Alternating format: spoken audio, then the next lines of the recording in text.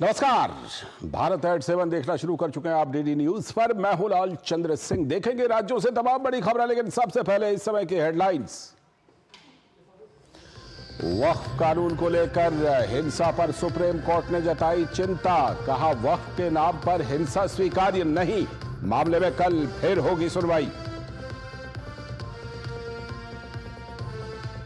मुर्शिदाबाद हिंसा के पीड़ितों ने एनआईए जांच के लिए खटखटाया कलकत्ता हाईकोर्ट का दरवाजा। शुभेंदु अधिकारी भी मुर्शिदाबाद जाने के लिए पहुंचे हाईकोर्ट। हिंसा के विरोध में भाजपा राज्य भर में मना रही है शहीदी दिवस। मुख्यमंत्री ममता बनर्जी ने मुस्लिम समाज के प्रतिनिधियों के साथ की बैठक। अपने नेताओं पर ईडी के एक्शन से भड़के कांग्रेसी देश भर में कर रहे हैं विरोध प्रदर्शन। तो केंद्रीय मंत्री अश्विनी वैष्णव ने जताया विरोध। कहा यह कोई राजनीतिक मुद्दा नहीं बल्कि भ्रष्टाचार का मामला है। नेशनल हेराल्ड मामले पर भाजपा ने कांग्रेस को सुनाई खरी खरी। कहा कांग्रेस के आचरण में ही भ्रष्टाचार। धरना प्रदर्शन से दबाव में नहीं आएगी ईडी।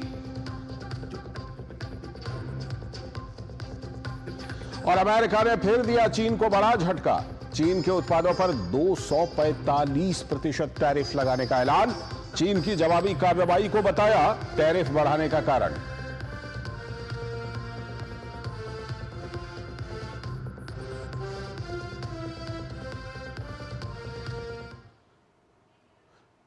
हेडलाइन के बाद अब राज्यों से बड़ी खबरें। और सबसे बड़ी खबर झारखंड से, जहां बंगाल से पलायन कर रहे लोग पहुंच रहे हैं। नए वक्फ संशोधन कानून को लेकर पश्चिम बंगाल के मुर्शिदाबाद और अन्य जिलों में फैली हिंसा के शिकार लोग जान बचाने के लिए क्षेत्र से पलायन करने के लिए विवश हैं। और इनमें से कुछ लोगों ने झारखंड के साहिबगंज जिले के राजमहल में अपने रिश्तेदारों के यहां शरण ले रखी है। नम आंखों से उन्होंने आप बीती सुनाई और भविष्य को लेकर बहुत चिंतित भी दिखे। मुर्शिदाबाद हिंसा के बाद झारखंड की ओर पलायन कर रहे हैं हिंदू परिवार। पश्चिम बंगाल में हिंसा के बाद लोगों का प्रभावित इलाकों से पलायन जारी। झारखंड के राजमहल में कई पीड़ितों ने ली पनाह। पीड़ितों ने नम आंखों से बताई आप बीती, भविष्य को लेकर चिंतित। पनाह लेने वालों में कई बच्चे भी शामिल, जिनकी चल रही हैं परीक्षाएं। पश्चिम बंगाल से सटे झारखंड के कई जिलों में बढ़ाई गई चौकसी। झारखंड का पड़ोसी राज्य पश्चिम बंगाल इन दिनों हिंसा की आग में झुलस रहा है। इस डर और खौफ का आलम यह है कि जान बचाने के लिए लोग घर बार छोड़कर सुरक्षित इलाकों की ओर कूच कर रहे हैं, जो कश्मीरी पंडितों की याद दिला रहा है, जिन्होंने अपने ही देश में शरणार्थी होने का दंश झेला है। पश्चिम बंगाल के हिंसा प्रभावित क्षेत्र से कई लोग पलायन कर झारखंड के राजमहल में पनाह लेने पहुंचे हैं। अपनी धन संपत्ति और आशियाना को छोड़कर बड़ी मशक्कत से ये लोग अपने रिश्तेदारों के यहाँ पहुंचे और नम आंखों से आप बीती सुनाई। उन्होंने बताया कि पश्चिम बंगाल के हिंसाग्रस्त क्षेत्र में हालात बेहद खराब हैं और पुलिस प्रशासन भी पीड़ित लोगों की कोई मदद नहीं कर रहा। पुलिस प्रशासन को फोन कर रहे हैं तो वो लोग भी बोल रहा है जो आओ, हम लोग आ रहे हैं, थोड़ा देर रुकिए, आप लोग घर में सेफ्टी में रहिए। तो हम लोग घर में रहेंगे तो कैसे रहेंगे? वहाँ पर भी आग लगा दे रहा है। घर में रहेंगे तो बाल बच्चा को कैसे बचाएंगे? मुर्शिदाबाद के धुलियान दंगे से बचकर 1 दर्जन से अधिक बच्चे भी साहिबगंज के राजमहल पहुंचे हैं, जिनकी इस समय परीक्षा चल रही है। पीड़ित महिला ने बताया कि उनका यहाँ पहुंचना आसान नहीं था। 85 वर्षीय बूढ़ी मां को एम्बुलेंस में लेकर वो किसी तरह उपद्रवियों से बचते बचाते अपने पूरे परिवार के साथ एम्बुलेंस से यहाँ पहुंची। আমরা বাইরে বেরাবো তার উপায় নাই, ঘরে লুকিয়ে আছি আর ওদের মুখ ঢাকা আছে, মুখও দেখতে পাই না আর চোখও দেখতে পাই না। আমরা ভয়ে লুকিয়ে আছি, বম ফেলছে আর কেরোসিন দিয়ে আগুন ধরাচ্ছে। हम लोग क्या करेंगे? अब हम लोग खाली हाथ आए, अपने जान बचा के भागे यहाँ पर। इधर जिले के पुलिस अधीक्षक अमित कुमार सिंह ने कहा कि पश्चिम बंगाल से सटे सीमावर्ती क्षेत्रों में चौकसी बढ़ा दी गई है और झारखंड पुलिस लगातार पश्चिम बंगाल पुलिस के संपर्क में है। हम लोगों ने एहतियात के तौर पर अतिरिक्त बलों की प्रतिनियुक्ति बॉर्डरिंग इलाके में की है। हमने कुछ पुलिस चेकपोस्ट भी बनाए हैं वहाँ पे और हम लोग लगातार बंगाल पुलिस से संपर्क में हैं। पश्चिम बंगाल की हिंसा ने कई जिंदगियों को तबाह किया है और उनके भविष्य पर भी ग्रहण लगाने का काम किया है। राजमहल में शरण लेने पहुंचे इन लोगों की तस्वीर तंत्र की सुरक्षा नाकामियों को चीख चीख कर बयां कर रहा है। नए वक्फ कानून को लेकर कुछ स्वार्थी तत्वों और उपद्रवियों द्वारा माहौल खराब करने की कोशिश की जा रही है, जिससे सख्ती से निपटने की आवश्यकता है ताकि लोग अपनी सुरक्षा को लेकर निश्चिंत रहें और उन्हें अपने ही देश में शरणार्थी न बनना पड़े। डीडी न्यूज के लिए संजय गुप्ता के साथ मैं दिवाकर कुमार। उपद्रवियों के खिलाफ सख्ती जरूरी है, लेकिन बड़ा सवाल यह है कि क्या वोट बैंक के चक्कर में ये सख्ती ली जाएगी। बहरहाल बढ़ते हैं अगली खबर की तरफ। अगली खबर राजस्थान से। भारत पाक 1971 के युद्ध में भारतीय सेना का साथ देने वाले सोढ़ा परिवार समेत 55 परिवारों को नए राजस्व गांव छाछरों की सौगात मिली है। यह पाक विस्थापित पाकिस्तान छोड़कर भारत आए थे, तब उनके घर तथा धन दौलत और उनकी पुश्तैनी गांव में सरहद पार में ही ये सब कुछ चीजें रह गई थी। राजस्थान के बाड़मेर जिले में नए राजस्व गांव छाछरों के ऐतिहासिक फैसले रूपी सौगात के बाद उन लोगों की खुशी परवान पर है और इनका कई दशकों का ख्वाब अब पूरा हो पाया है। भारत पाकिस्तान सीमा पर बना 55 परिवारों के लिए राजस्व गांव छाछरों। भारतीय सेना की 10वीं पैरा बटालियन ने पाकिस्तानी गांव छाछरों पर फहराया था तिरंगा। मजहबी कट्टरता ने हिंदुओं को अपनी जमीन छोड़ने पर किया था मजबूर। भारत आने के बाद नागरिकता के लिए दशकों तक करना पड़ा संघर्ष। सोढ़ा राजपूतों ने छाछरों को भारत में भी रखा जिंदा। राजस्थान सरकार ने राजस्व गांव छाछरों बनाने का लिया ऐतिहासिक फैसला। पाकिस्तान सीमा पर बसे 55 परिवारों के लिए बनाया गया राजस्व गांव छाछरों सिर्फ एक गांव नहीं बल्कि एक पहचान की जीत है। ये गांव उस समय साहस और बलिदान का प्रतीक है जिसे 1971 में सोढ़ा परिवार ने दिखाया था। ग्रामीणों के मुताबिक भारत आने के बाद नागरिकता के लिए दशकों तक संघर्ष करना पड़ा। छाछरों जो कभी उनका गर्व था वो सिर्फ यादों में रह गया, लेकिन उनकी पहचान की ये जंग खत्म नहीं हुई। वे चाहते थे कि उनका छाछरों गांव भारत में भी जिंदा रहे। स्थानीय मांगड़ियार लोक कलाकारों ने भी छाछरों को अपने गीतों में जिंदा रखा है। अब राजस्थान सरकार ने राजस्व गांव के ऐतिहासिक फैसले के लिए उनकी अनूठी सौगात दी है। आज छाछरों में जश्न का माहौल है। छाछरों छोड़ के आए 71 में 8/2/71 को हमने छाछरों छोड़ दिया था। यहाँ ये तमन्ना थी भाई छाछरा यहाँ बढ़ाएंगे, लेकिन जोग ऐसा बैठा नहीं बढ़ सका। उस टाइम काफी टाइम हो गया। अभी बाद में मालिक ने जगदम्बा ने मेहरबानी की और छाछरों नाम बढ़ा। दरअसल छाछरों गांव पाकिस्तान के सिंध प्रांत में है। मजहबी कट्टरता और सामाजिक दबाव में सोढ़ा परिवार सहित कई हिंदुओं को अपनी जमीन छोड़ने पर मजबूर किया।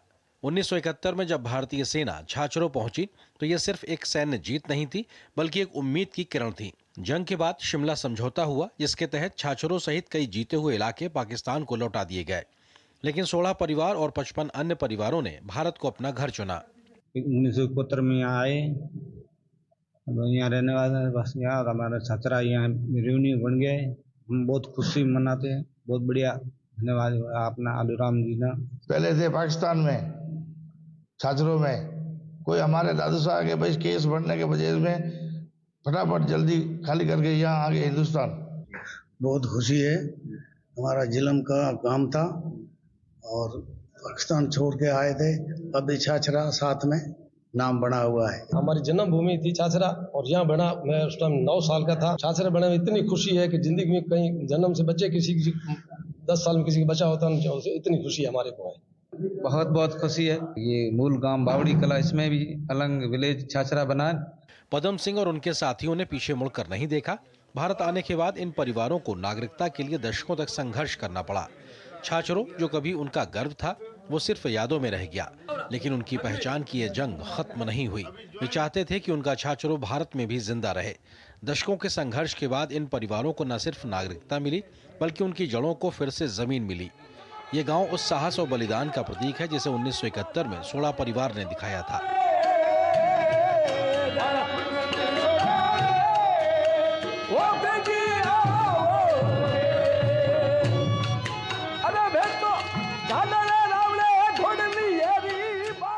राजस्थान सरकार ने भारत पाक 1971 के युद्ध में भारतीय सेना का साथ देने वाले सोढ़ा परिवार समेत 55 परिवारों को राजस्व गांव देने की सौगात दी है और बाड़मेर में इन परिवारों को अब राजस्व गांव मिल चुका है।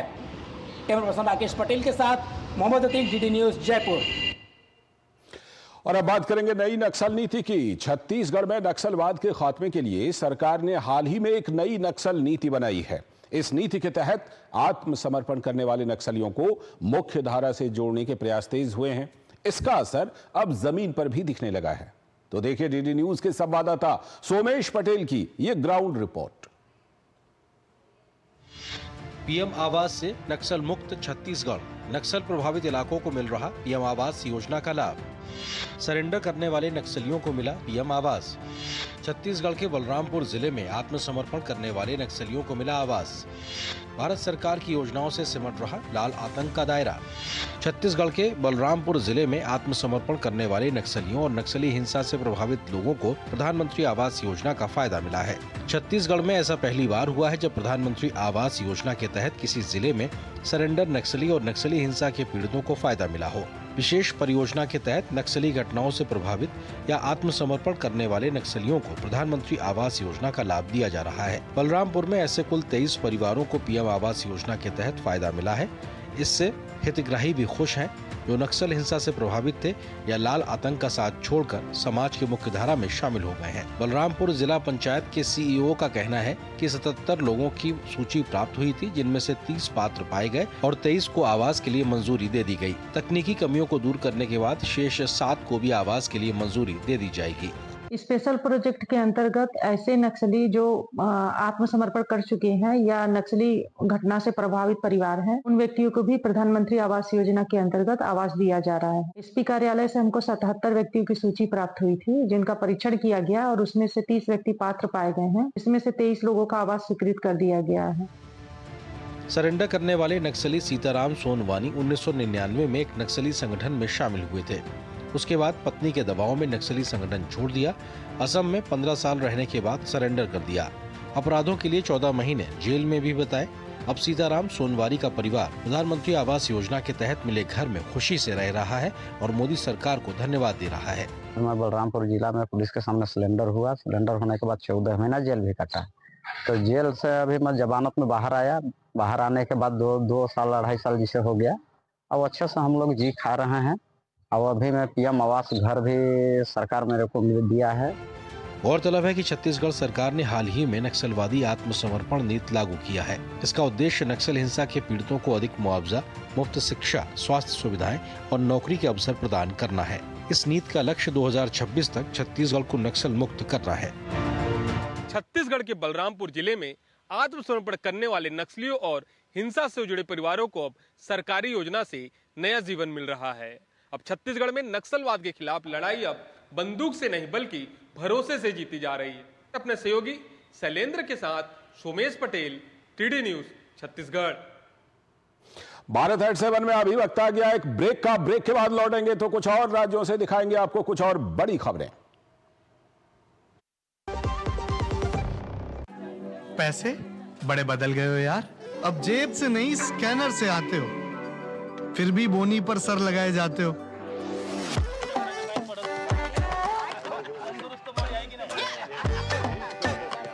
हुलिया चेंज हुआ पर अंदर से वही हो।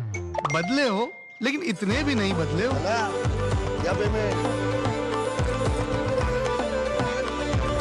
हाई फाई होके भी भाषा सबकी बोलते हो।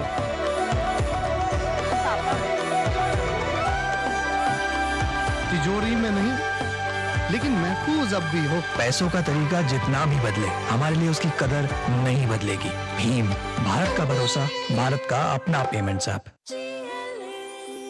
जो लक्ष्य चुना था समझ आने लगा है।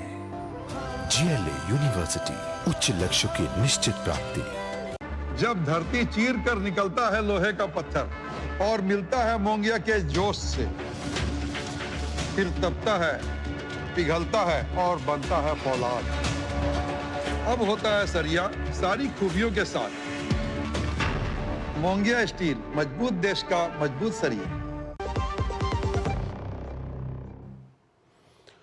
स्वागत है ब्रेक के बाद। आप देख रहे हैं भारत एट 7। अब बात करेंगे मध्य प्रदेश में लाडली बहना योजना की। तो मध्य प्रदेश में जो लाडली बहना योजना है वो काफी सफल है और इसी पर आधारित हम आपको दिखाते हैं एक रिपोर्ट। 1,27,00,000 लाडली बहनों को मिला 1,552 करोड़ रुपए। 25 लाख बहनों को गैस सिलेंडर के लिए मिला 57 करोड़ रुपए। सामाजिक सुरक्षा पेंशन योजना के तहत 340 करोड़ रुपए हुए ट्रांसफर। सीएम मोहन यादव ने जारी की लाडली बहना योजना की 23वीं किस्त। मध्य प्रदेश की 1,27,00,000 लाडली बहनों को आज मुख्यमंत्री डॉक्टर मोहन यादव ने अप्रैल महीने की किस्त उनके खाते में डाल दी। 1,250 रुपए प्रति लाडली बहना के हिसाब से 23वीं किस्त में कुल 1,552 करोड़ 38 लाख रुपए अंतरित किए गए। मुख्यमंत्री डॉक्टर यादव ने इस अवसर पर 56,68,000 सामाजिक सुरक्षा पेंशन हितग्राहियों के खातों में 340 करोड़ रुपए की राशि अंतरित की। इस दौरान 25 लाख से अधिक बहनों को सिलेंडर रिफिलिंग की 57 करोड़ की राशि भी उनके खातों में सिंगल क्लिक से भेजी गई। मुख्यमंत्री इस मौके पर सामूहिक विवाह निकाह कार्यक्रम में भी शामिल हुए। लगभग 6.5 करोड़ से ज्यादा की राशि दंपतियों के अपने खाते में दी गई। 1,27,00,000 से ज्यादा बहनों के खाते में 1,250 रुपया प्रति बहन अर्थात लगभग 15.5 करोड़ से ज्यादा की 1,550 करोड़। और इसी अवसर पर सामाजिक सुरक्षा और उज्ज्वला गैस के नक्शे इनकी राशि भी अलग अलग प्रकार से डाली गई।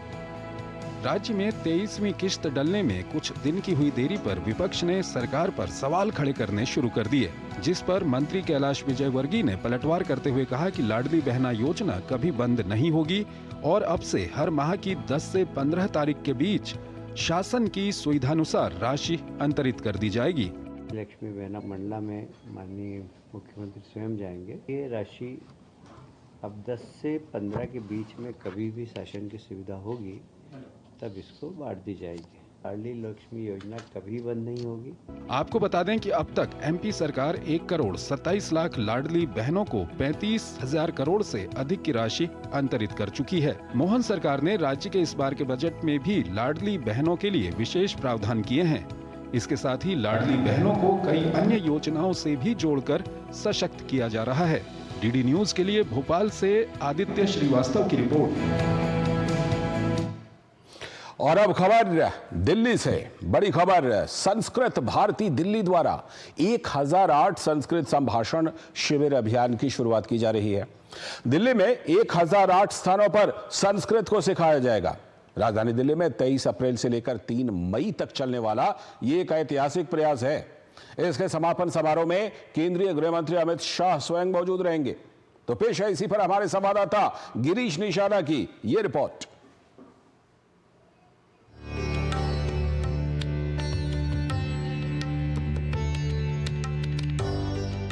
संस्कृत भारती दिल्ली द्वारा एक ऐतिहासिक पहल के अंतर्गत 1008 संस्कृत संभाषण शिविर अभियान का आयोजन किया जा रहा है।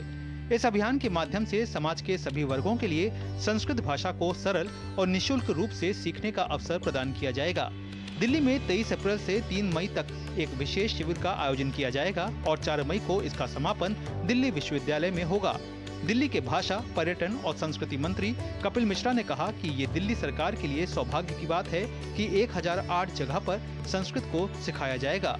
ये राजधानी में ऐतिहासिक प्रयास है। उन्होंने बताया कि इसके समापन समारोह में करीब 25 से 30,000 लोग हिस्सा लेंगे और केंद्रीय गृह मंत्री अमित शाह मुख्य अतिथि के रूप में मौजूद रहेंगे। उन्होंने कहा कि इस तरह के अभियान के माध्यम से संस्कृत अपने पुराने वैभव को प्राप्त करेगी। दिल्ली सरकार का सौभाग्य है, दिल्ली की मुख्यमंत्री महोदया ने ये निर्णय लिया कि जब संस्कृत भारती इतना अद्भुत आयोजन कर रही है तो संस्कृत अकादमी को इसका हिस्सा बनना चाहिए। 10 दिन में 1008 जगहों पर शिविर लगाकर संस्कृत को सिखाया जाएगा देश की राजधानी में। अपने आप में ये ऐतिहासिक प्रयास है, अनूठा प्रयास है, अद्भुत प्रयास है। बहुत बहुत नमन और आभार संस्कृत भारती का। ये भी निश्चित है कि वो दिन भी दूर नहीं, अगर इस प्रकार के संकल्प के साथ प्रयास चलते रहे तो वो दिन भी दूर नहीं जब संस्कृत पुनः अपने परम वैभव को प्राप्त करेगी। ये केवल भाषा ही नहीं बल्कि भारतीय संस्कृति जो परंपरा है, दर्शन है, सब में इसका बहुत आधार है। संस्कृत भारती संस्कृत के प्रचार प्रसार के लिए वर्ष 1981 से कार्यरत है और 28 देशों में काम कर रही है। संस्कृत भारती का उद्देश्य है कि संस्कृत जन जन की भाषा बने। भारत में, भारत के बाहर 28 देशों में काम करती है। संस्कृत भारती लोगों को भाषा के माध्यम से संस्कृत का अभ्यास, बोलचाल सिखाना, ये उसका उद्देश्य है। जनभाषा बने, जैसे भारतीय भाषाएं जितनी भी हैं उसमें संस्कृत ही है, तो संस्कृत भी लोग उसको सामान्य रूप से बोलचाल की भाषा में लाएं, ये संस्कृत भारती का उद्देश्य।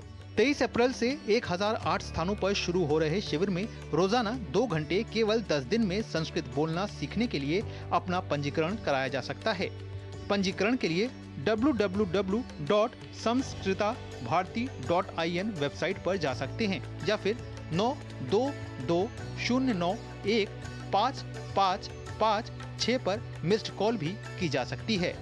दिल्ली के इतिहास में पहली बार 1008 स्थानों पर एक साथ संस्कृत सिखाई जाएगी।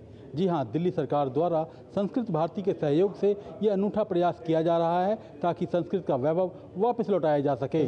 कैमरामैन संजीव शर्मा के साथ गिरीश निशाना, डीडी न्यूज, दिल्ली।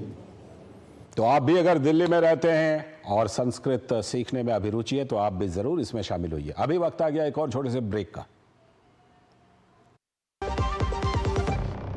तीनों कॉलेज में डोंट वरी, फीस तो देखो। क्या हाल है? क्या हुआ? हाँ, फीस की टेंशन। राहुल का बैंक अकाउंट तो है ही, रास्ता क्लियर। बैंक से जरूरत भर के हिसाब से स्टूडेंट एजुकेशन लोन इजीली मिलेगा और उसमें भी 4 लाख रुपए तक, नो कोलैटरल।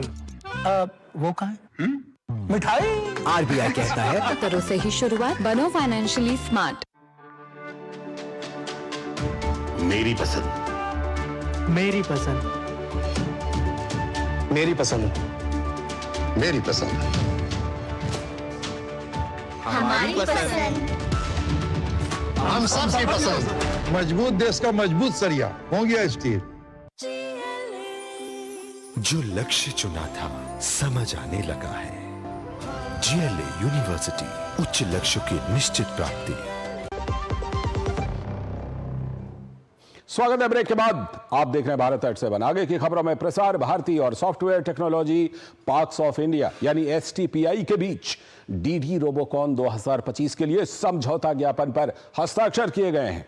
इस मौके पर प्रसार भारती के मुख्य कार्यकारी अधिकारी गौरव द्विवेदी की उपस्थिति में दूरदर्शन के महानिदेशक और एसटीपीआई महानिदेशक ने समझौता ज्ञापन पर हस्ताक्षर किए। इस समझौते का उद्देश्य तकनीकी रूप से दक्ष छात्रों को अवसर को विस्तार देना है ताकि तकनीकी रूप से दक्ष छात्रों को राष्ट्रीय स्तर की रोबोट प्रतियोगिता चैंपियनशिप डीडी रोबोकॉन में भाग लेने का अवसर मिले। इस मौके पर एसटीपीआई स्टार्टअप और इनोवेशन के निदेशक सुबोध सचान भी मौजूद रहे। Has signed an MOU with STPI in incorporating STPI as the outreach partner for one of its that is Doordarshan's primary major event called DD Robocon.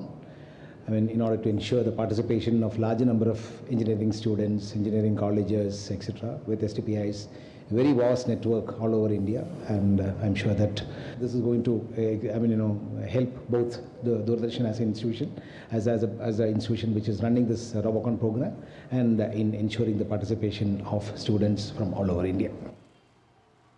Software technology parks of India ने दूरदर्शन के साथ एक समझौता पत्र पर हस्ताक्षर किए हैं। इस समझौते के तहत जो बहुत ही प्रसिद्धि वाला पॉपुलर प्रोग्राम है डीडी का, इट्स कॉल्ड रोबोकॉन, इस प्रोग्राम को देश के सभी कॉलेजेस तक पहुंचाना जिससे कि अधिक से अधिक विद्यार्थी इसमें भाग ले सकें और नए से नए टेक्नोलॉजी का यूज़ करके रोबोटिक्स बना सकें। इसके लिए एसटीपीआई पूरी तरह से डीडी के साथ है। और इसी के साथ आज के भारत 8/7 में इतना ही। पूरी टीम को दीजिए अनुमति। नमस्कार।